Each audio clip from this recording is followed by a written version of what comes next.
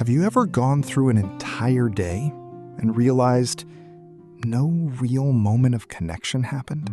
Not a real conversation, not a small check-in, not even that simple feeling that someone noticed your day. Loneliness after 65 does not always look dramatic. Sometimes it just feels like a house that is too quiet, a meal eaten in silence, or an evening that seems to last a little too long. And the hardest part is, many people do not even say, "I'm lonely." They say, "I'm fine." They say, "Everybody's busy." They say, "I don't want to bother anyone." But deep down, what hurts is not always being alone. What hurts is feeling like you are no longer part of anyone's daily life. So, in this video, I want to share 5 small daily habits that can help life feel a little less lonely after 65. These are not big life changes. They are not productivity tricks, and they will not erase loss. But they can bring back something many people quietly miss: a sense of warmth, rhythm, and human connection. One of the strangest things about loneliness later in life is that it can happen even when life looks fine from the outside. Your home may be in order. Your routine may still be there. Your children or grandchildren may exist in your life somewhere. And yet, a day can pass and still feel emotionally empty. That is because loneliness is not always about having no one around. Sometimes it is about no longer feeling expected, no longer feeling included, no longer feeling that your presence changes anything for someone else. After retirement, after children grow up, after friends move away or pass on, after losing a spouse, something deeper can disappear too. Not just companionship, but the feeling that your day still matters in the world. That is why small habits can help. Not because they magically fix everything, but because they gently interrupt the silence that builds up inside a person over time. They give the heart something to hold on to. If you have been feeling this, there is nothing weak about you. You are not failing at aging. You are not too needy, and you are not wrong for missing connection. Most people do not want constant attention. They do not want pity. They simply miss being part of someone's day. They miss being asked, "How was your morning?" They miss sharing a thought out loud. They miss that ordinary closeness that used to happen without effort. So if life has felt too quiet lately, these habits are not about becoming a different person. They are about helping you feel a little more human again. Habit 1. Begin the morning with one act that makes the day feel inhabited. For many people, morning is when loneliness first shows up. You wake up, and there is no real reason to rush. No one is waiting for breakfast. No job is asking for your attention. And sometimes the day starts with a strange question. What am I getting up for? That is why the first habit is simple. Create one small morning ritual that tells your heart, "I am here. This day has begun. My life is still being lived." It does not have to be impressive. It may be opening the curtains and letting in light before you do anything else. It may be making tea or coffee and sitting with it for 5 quiet minutes. It may be speaking one sentence out loud, even if you live alone. Good morning. Let's begin gently today. And that may sound small, but small is exactly the point. A ritual like this gives shape to the morning before emptiness takes over. It turns the first part of the day from something you simply endure into something you enter with intention. Not pressure, just presence. Because loneliness often grows in unstructured silence. A gentle morning ritual helps break that silence before it gets too heavy. Habit 2. Reach out once a day, even in a very small way.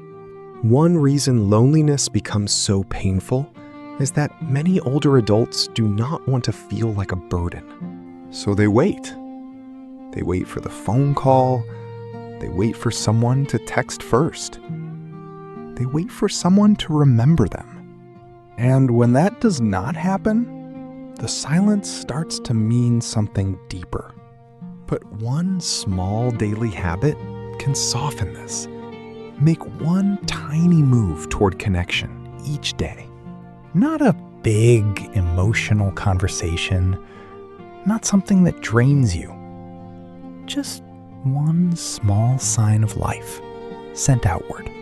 It could be thinking of you today, a photo sent to a daughter or grandson, a short message to a friend, a quick comment on a family post, a card, a voice note, or even a one-line email. Why does this matter? Because reaching out in a small way reminds you that connection is still possible without begging for it. It helps you feel less invisible. And often, the smallest contact opens the door to something warmer. Not every message will lead to a long conversation. That is true. But this habit is not about controlling other people's response. It is about refusing to disappear quietly from your own relationships. A small reach out says, I am still here. I still belong in the flow of life. Habit 3. Make one daily moment feel shared, even if you are physically alone. Some of the loneliest moments in later life are not dramatic ones. They are ordinary ones. Eating lunch alone, folding clothes in silence, sitting in the living room as afternoon turns into evening. What hurts is not always the task itself. It is how unshared life can begin to feel. So the third habit is this. Choose one part of your day and make it feel companioned. That may mean playing music you love while you eat, listening to a warm radio voice or a favorite podcast while you sit down with your meal, lighting a candle at dinner instead of treating the meal like an afterthought, looking through one old photo and remembering the story behind it, even talking softly to a pet, a plant, or to the room itself. This is not pretending. It is caring for your emotional atmosphere. A person can survive alone for many hours, but the heart still needs texture, sound, memory, and warmth. Sometimes the goal is not to create company out of nowhere. Sometimes the goal is simply to make life feel less emotionally abandoned. And that matters more than people realize. Habit 4. Do one small thing each day that makes you feel useful. Loneliness is often tied to another quiet loss, usefulness. Not usefulness in a harsh, earned your worth kind of way, but the comforting feeling that your presence still helps, still contributes, still matters. After 65, especially after retirement or loss, many people miss this more than they admit. So choose one small act each day that reminds you, I still have something to give. It could be watering a plant, checking in on a neighbor, preparing something simple for tomorrow, sending a birthday card, organizing a drawer for your own peace of mind, sharing a family recipe, writing down a memory for your children or grandchildren. These things may seem minor, but they rebuild something important inside a person. They say, my life is not just passing time. My hands still do good here. My presence still carries value. And sometimes that feeling of being useful is one of the strongest antidotes to loneliness. Because when people lose connection, they often also lose role. A small daily act of usefulness helps restore both. Habit 5. End the day with a ritual that softens the evening. For many people, evening is the hardest part. The day is over. The distractions are gone. The house gets quieter. And feelings that were manageable in the afternoon suddenly become heavier at night. So, the 5th habit is to create a gentle closing ritual for the day. Not television until you fall asleep, not just waiting for bedtime, but one small act that emotionally closes the day with kindness. It might be writing down one thing that felt good today, even if it was tiny. A bird at the window, a decent cup of coffee, a message from someone, a moment of peace. It might be saying a prayer, reading one page from a comforting book, placing your hand over your heart and saying, "Today was quiet, but I made it through." That last part matters. Sometimes the evening ritual is not about feeling cheerful. It is about feeling accompanied by your own gentleness. Because loneliness becomes cruelest when a person feels no witness to their day. An evening ritual quietly says, "I witnessed this day. It counted. And so do I." Now, none of these habits are dramatic. That is exactly why they work. When life feels lonely, big advice can feel exhausting. Make new friends. Stay busy. Put yourself out there. Those phrases are not always wrong, but they often miss the truth. When someone is hurting quietly, they do not need pressure. They need something manageable, something human, something they can do without pretending to be stronger, louder, or more outgoing than they feel. These 5 habits are not about becoming someone new. They are about keeping your inner life warm enough that silence does not swallow you whole. Reassurance. And if you are in a season where life feels emptier than it used to, please hear this.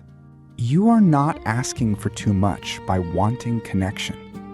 You are not weak because the quiet gets heavy, and you are not forgotten just because this chapter feels different from the ones before it.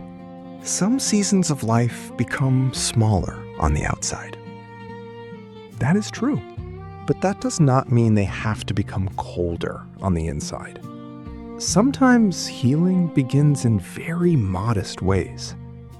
A morning ritual, a short message, a shared feeling moment, a useful task, a gentle ending to the day. Little things do not look powerful from the outside, but sometimes little things are what keep a person connected to life. If this spoke to you, I'd love for you to tell me in the comments. Which part of the day feels the loneliest for you? Morning, afternoon, or evening? You may be surprised how many people understand exactly what you mean. And if someone you love has been living with a little too much quiet lately, share this video with them. Sometimes what helps most is simply knowing I'm not the only one who feels this way. And if you'd like, stay with me for the next video. This channel is here to bring a little more warmth, comfort, and companionship to life after 65.